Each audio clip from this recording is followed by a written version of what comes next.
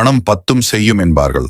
ஆனால் சாணக்கியர் கூறுகிறார், பணம் இருந்தால் உலகம் உங்கள் காலடியில் இருக்கும், பணம் இல்லை என்றால் உங்கள் நிழல் கூட உங்களை விட்டு விலகிவிடும். இன்று உங்கள் பாக்கெட் காலியாக இருக்கலாம், உங்கள் தேவைகளுக்காக மற்றவர்களிடம் கையேந்தும் நிலையில் நீங்கள் இருக்கலாம். ஆனால் 2300 ஆண்டுகளுக்கு முன்பே ஒரு சாதாரண பிராமணராக இருந்து நந்த வம்சத்தின் ஒட்டுமொத்த செல்வத்தையும் தன் அறிவுத்திறத்தால் வீழ்த்திய சாணக்கியர் செல்வம் சேர்ப்பதற்கான ரகசிய விதிகளை எழுதி வைத்துள்ளார். ஏன் சிலர் எவ்வளவு உழைத்தாலும் ஏழையாகவே இருக்கிறார்கள்? ஏன் சிலர் தொட்டதெல்லாம் பொன்னாக மாறுகிறது? இந்த வீடியோவின் இறுதியில் உங்கள் வறுமையை ஒழித்து உங்களை ஒரு குபேரனாக மாற்றும் 7 சூத்திரங்கள் உங்களிடம் இருக்கும். வறுமை என்பது சாபம் அல்ல, அது ஒரு தேர்வு. இன்று நீங்கள் ஒரு ராஜாவாக மாறப்போகிறீர்கள். முதலாவது, சாணக்கியர் கூறுகிறார், மகாலட்சுமி ஒரு சஞ்சலமானவள். அவள் ஓரிடத்தில் நிலையாக இருக்க மாட்டாள், ஆனால் சில இடங்களில் அவள் விரும்பி தங்குவாள். செல்வம் என்பது வெறும் காகிதம் அல்ல, அது ஒரு ஆற்றல், எனர்ஜி. அந்த ஆற்றலை ஈர்க்க முதலில் உங்கள் இல்லமும் உள்ளமும் தூய்மையாக இருக்க வேண்டும். சாணக்கிய நீதியின்படி எந்த வீட்டில் சோம்பேறிகள் இல்லையோ,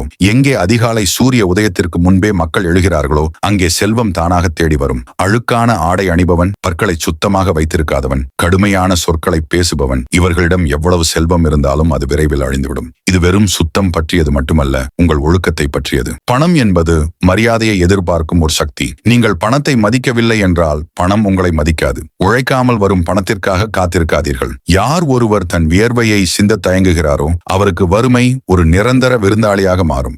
மகாலட்சுமியின் அருள் வேண்டும் என்றால் நீங்கள் உழைப்பாளியாக இருக்க வேண்டும்.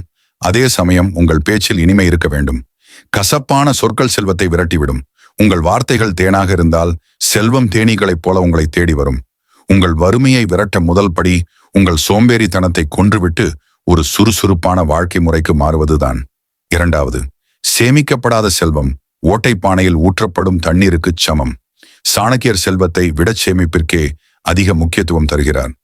ஒரு நதி வெள்ளம் வரும்போது எப்படி அணை கட்டி தண்ணீரை சேமிக்கிறோமோ, அதுபோல உங்கள் வருமானம் அதிகமாக இருக்கும் போதே எதிர்காலத்திற்காக சேமிக்க வேண்டும். பணத்தை செலவழிப்பதில் ஒரு வரைமுறை இருக்க வேண்டும். தேவையற்ற பொருட்களை வாங்குபவன் விரைவில் தேவையான பொருட்களை விற்க வேண்டிய நிலைக்கு தள்ளப்படுவான். இன்று நாம் விளம்பரங்களாலும் சமூக அந்தஸ்திற்காகவும் தேவையில்லாத ஆடம்பரங்களில் பணத்தை விரயம் செய்கிறோம். இது உங்கள் வறுமைக்கு நீங்களே போடும் அஸ்திவாரம். சாணக்கியர் ஒரு மிக முக்கியமான ஆலோசனையை சொல்கிறார். உங்கள் சேமிப்பை பற்றி யாரிடமும் சொல்லாதீர்கள். உங்களிடம் எவ்வளவு பணம் இருக்கிறது என்பது உங்கள் எதிரிக்கு தெரிந்தால் அவன் உங்களை வீழ்த்த திட்டம் தீட்டுவான். நண்பர்களுக்கு தெரிந்தால் அவர்கள் கடன் கேட்க வருவார்கள். உறவினர்களுக்கு தெரிந்தால் பொறாமைப்படுவார்கள். எனவே உங்கள் சேமிப்பு ஒரு ரகசியமாக இருக்கட்டும். அதே சமயம் கஞ்சத்தனமாக இருப்பதும் தவறு. ஓடும் நதிதான் சுத்தமாக இருக்கும், தேங்கிய குட்டை நாற்றம் எடுக்கும். எனவே பணத்தை சரியான இடத்தில் முதலீடு செய்யுங்கள். தான தர்மங்கள் செய்யுங்கள். நீங்கள் கொடுக்கும் ஒவ்வொரு ரூபாயும் 10 மடங்காக திரும்ப வரும் என்பது சாணக்கியரின் நம்பிக்கை. ஆனால் அந்த தர்மமும் தகுதியுள்ளவர்களுக்கு மட்டுமே செய்யப்பட வேண்டும். மூன்றாவது, பயந்து ஒதுங்குபவனுக்கு பணம் ஒருபோதும் கிடைக்காது. துணிச்சலுடன் முதலீடு செய்பவனிடமே செல்வம் தங்கும். ஆனால் இந்த துணிச்சல் முட்டாள்தனமாக இருக்கக்கூடாது. சாணக்கியர் எந்த ஒரு காரியத்தையும் தொடங்கும் முன் 3 கேள்விகளை கேட்க சொல்கிறார். 1, நான் ஏன் இதை செய்கிறேன்? 2, இதற்கான பலன் என்ன? 3, இதில் வெற்றி கிடைக்க வாய்ப்பு இருக்கிறதா? நீங்கள் ஒரு தொழிலை தொடங்குகிறீர்கள் அல்லது ஒரு முதலீடு செய்கிறீர்கள் என்றால் அந்த துறையை பற்றி முழுமையாக தெரிந்து வைத்திருக்க வேண்டும். தெரியாத துறையில் பணத்தை போடுவது எரியும் நெருப்பில் நெய்யை ஊற்றுவதற்கு சமம். தெரியாத கடலில் குதிப்பவன் மூழ்கிப் போவான், தெரிந்த குளத்தில் குதிப்பவன் முத்தெடுப்பான். முதலீடு செய்யும் போது உங்கள் மொத்த பணத்தையும் ஓரிடத்தில் போடாதீர்கள். சாணக்கியர் தன் காலத்தில் வணிகர்களுக்கு சொன்ன அறிவுரை, கடல் வழி வணிகம் லாபகரமானது, ஆனால் அபாயகரமானது. எனவே உங்கள் லாபத்தில் ஒரு பகுதியை நிலத்திலும், ஒரு பகுதியை தங்கத்திலும், ஒரு பகுதியை தொழிலிலும் பிரித்து வையுங்கள். இதுதான் இன்றைய நவீன பொருளாதாரத்தில் டைவர்சிபிகேஷன் என்று அழைக்கப்படுகிறது.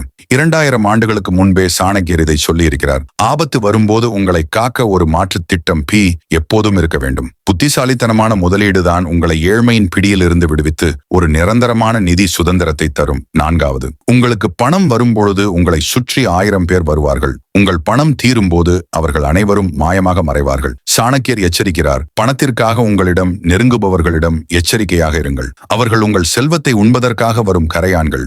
யார் ஒருவர் உங்கள் செலவில் வாழ நினைக்கிறாரோ, யார் ஒருவர் எப்பொழுதும் உங்களை ஆடம்பரத்திற்கு தூண்டுகிறாரோ, அவர்கள் உங்கள் நிதி முன்னேற்றத்தின் எதிரிகள். ஒரு மனிதன் தன் குடும்பத்தை காப்பாற்றவும் தன் கௌரவத்தை தக்க வைக்கவும் மட்டுமே பணத்தை பயன்படுத்த வேண்டும். மற்றவர்களை கவர செலவு செய்வது முட்டாள்தனம். அதே போல கடன் கொடுப்பதிலும் வாங்குவதிலும் சாணக்கியர் மிக கடுமையான விதிகளை வைத்துள்ளார். கடன் வாங்கியவன் அடிமைக்கு சமம். கவனம். அவசியமில்லாமல் கடன் வாங்காதீர்கள். கடன் உங்கள் நிம்மதியையும் உங்கள் புத்திசாலித்தனத்தையும் அழித்துவிடும். அதே போல தகுதியில்லாதவனுக்கு கடன் கொடுக்காதீர்கள். திரும்பி வராத கடன் உங்கள் உறவையும் அழிக்கும், உங்கள் செல்வத்தையும் அழிக்கும். பண விவகாரங்களில் உணர்ச்சிகளுக்கு இடம் கொடுக்காதீர்கள். உங்கள் உழைப்பில் வந்த பணத்தை நீங்கள் தான் பாதுகாக்க வேண்டும். உங்கள் பணப்பைக்கு நீங்களே காவலனாக இருங்கள். யாரையும் கண்மூடித்தனமாக நம்பி முதலீடுகளை ஒப்படைக்காதீர்கள். உங்கள் பணத்தின் மீதான கட்டுப்பாடு எப்பொழுதும் உங்கள் கையிலேயே இருக்க வேண்டும். 5வது, அறிவுள்ள மனிதன் பாலைவனத்திலும் பணத்தை உருவாக்குவான், அறிவற்றவன் சொர்க்கத்திலும் வறுமையை அனுபவிப்பான். சாணக்கியரின் வெற்றிக்கான சூத்திரம்: உழைப்பு பிளஸ் அறிவு. வெறும் கடின உழைப்பு ஹார்ட் ஒர்க் மட்டும் போதாது, அத்துடன் சாதுரியமான அறிவு ஸ்மார்ட் ஒர்க் அவசியம். ஒரு கழுதை நாள் முழுவதும் சுமை சுமக்கிறது, ஆனால் அது ஒருபோதும் ராஜாவாக முடியாது. ஆனால் ஒரு சிங்கம் சரியான நேரத்தில் சரியான வேகத்தில் செயல்பட்டு பசியை தீர்த்துக் கொள்கிறது. நீங்கள் செய்யும் வேளையில் ஒரு நிபுணராக மாறுங்கள். சாணக்கியர் சொல்கிறார், திறமையுள்ளவனுக்கு பசி எடுக்காது. நீங்கள் ஒரு வேலையை மற்றவர்களை விட சிறப்பாக செய்ய தெரிந்தால் உலகம் உங்களுக்கு பணம் கொடுக்க வரிசையில் நிற்கும். உங்கள் திறமையை வளர்த்துக் கொள்வதற்காக செலவு செய்யும் பணம் ஒருபோதும் வீண் போகாது. அதுதான் மிகச்சிறந்த முதலீடு. காலத்தை வீணாக்குவது செல்வத்தை வீணாக்குவதற்கு சமம்.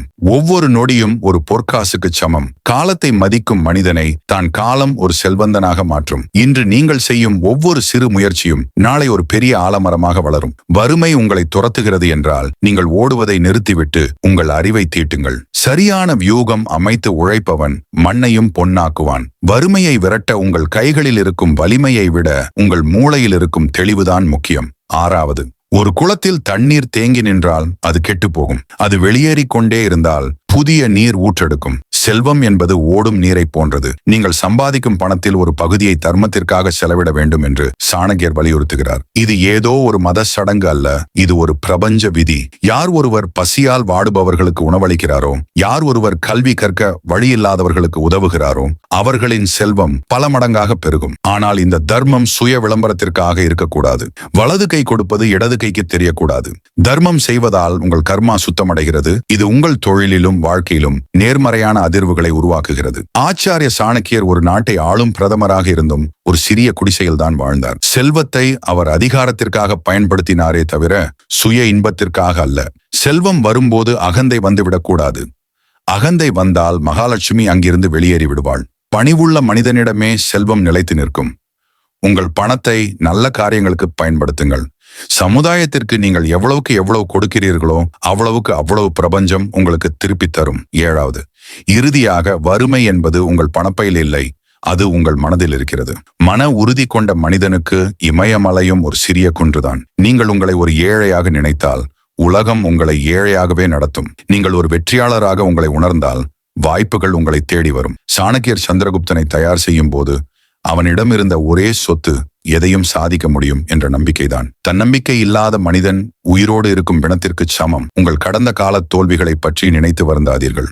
நேற்று நீங்கள் ஏழையாக இருந்திருக்கலாம், ஆனால் இன்று நீங்கள் எடுக்கும் ஒரு முடிவு உங்கள் நாளை மாற்றும். கடினமான காலங்களில் உங்கள் நிதானத்தை இழக்காதீர்கள். இருள் அதிகமாக இருக்கும் போதுதான் விடியல் நெருங்குகிறது என்று அர்த்தம். வறுமையின் பிடியில் நீங்கள் சிக்கி இருக்கும் போது சாணக்கியரின் இந்த 7 நீதிகளை நினைவில் கொள்ளுங்கள். திட்டமிடுங்கள், உழையுங்கள், சேமியுங்கள், முதலீடு செய்யுங்கள், ரகசியத்தை காக்க முயலுங்கள், தர்மம் செய்யுங்கள் மற்றும் எப்போதும் நம்பிக்கையுடன் இருங்கள். இந்த 7ம் உங்கள் கவசங்கள். இந்த கவசங்கள் இருக்கும் வரை வறுமை என்னும் எதிரி உங்களை நெருங்க முடியாது. நீங்கள் பிறந்ததற்கான நோக்கம் வறுமையில் வாடுவதற்காக அல்ல, ஒரு பேரரசை உருவாக்குவதற்காக. எழுந்து நில்லுங்கள், உங்கள் சாம்ராஜ்யத்தை உருவாக்கத் தொடங்குங்கள். நண்பர்களே, செல்வம் என்பது வெறும் அதிர்ஷ்டத்தால் வருவது அல்ல, அது சரியான வியூகத்தாலும் உழைப்பாலும் உருவாக்கப்படுவது. இன்று நாம் பார்த்த இந்த 7 சாணக்கிய நீதிகள் உங்கள் பணப்பையை மட்டுமல்ல, உங்கள் வாழ்க்கையையே மாற்றும் வல்லமை கொண்டவை. வறுமை உங்கள் கதவை தட்டலாம், ஆனால் உங்கள் அறிவு கதவு திறந்திருந்தால் அது உள்ளே நுழைய முடியாது. இந்த வீடியோ உங்களுக்கு பிடித்திருந்தால் நிதி சுதந்திரம் அடைய துடிக்கும் உங்கள் நண்பர்களுக்கும் இதை பகிருங்கள். பணம் என்பது ஒரு கருவி, அதை சரியாக பயன்படுத்த தெரிந்தவன் தான் கலைஞன். நீங்கள் ஒரு மாபெரும் கலைஞனாக மாறப்போகிறீர்கள். இந்த வீடியோ பற்றி உங்கள் கருத்துக்களை கமெண்டில் சொல்லுங்கள். மீண்டும் ஒரு வலிமையான வீடியோவில் சந்திப்போம். வெற்றி நிச்சயம்.